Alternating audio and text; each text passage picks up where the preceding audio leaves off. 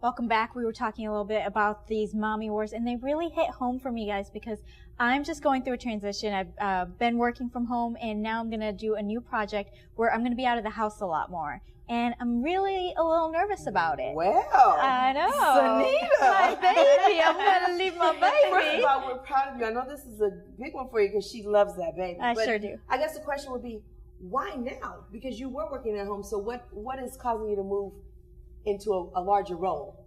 You know, it is a good time. He's 3, he's in preschool, so I've been working since he was born, basically, working from home, but a lot of it I could do from home.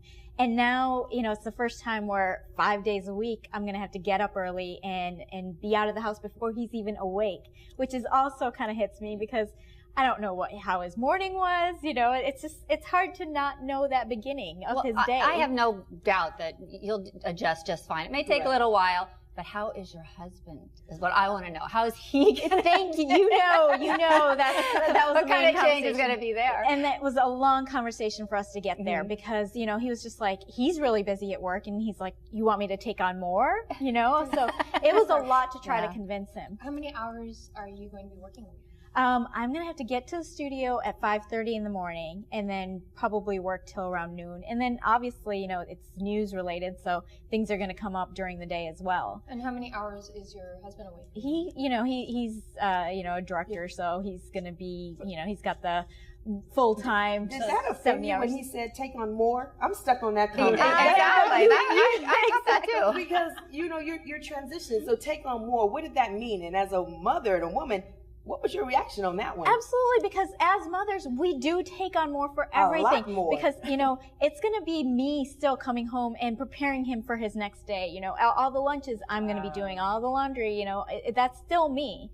So to take on more, everything's going to be prepared for him, you know. The lunchbox is going to be ready to go. That doesn't happen for me. No one does that for me. I think it's time for husband training. You know, he's a good guy, so I'm not going to bash the man. So No, he's a good guy. No, I don't mean that in a derogatory way. I just mean that to take care of and manage those kinds of things. That if he's got a few minutes, maybe multitask and maybe do a little apple slicing here or, you know, whatever, just to kind of make it not quite so overwhelming for anybody. Absolutely. You know, it's been a long conversation. He's finally, you know, kind of wrapped his head around the fact that he's going to kind of enjoy being able to take him to school, you know. So he's been missing out on that. So as much as he was fighting it, now he's kind of like reluctantly like, you know what, it might be a nice thing. So there's no babysitter in this stuff, right? Well, we have a not daycare. He goes to preschool. Oh. So it means, you know, getting him up and getting him ready, dropping him off at preschool. So it's a rough morning. How do you feel about that distance that's going to now be put in place? Because he is 3. I've heard the general rule is if 1 day for every year your child is. So if they're 1, it's 1 day in preschool. If they're 2, it's 2 days in preschool. If they're 3, it's 3 days. No, he's going in full time now. He's 5 days. It's not a full day preschool. You know, he's home at 2:30. So I will still get my afternoons with him, and it's a perfect mix for the family. But it was just kind of. It's been a hard transition to get here. I think as long as the balance is there, it's going to be fine. It's just going to take some adjustment. How do you feel about that change, though? Because that's a huge change for you. I mean, what are the dynamics and your support system? What support system do you have with that? Because what is this said support system you speak of? Who? Me? Yes. What is your support system? Friends, family, other play moms. You know, it really is him. It really is my husband. You know, getting on board with me and saying, "Okay, I'm going to help you. You know, we're going to do this together."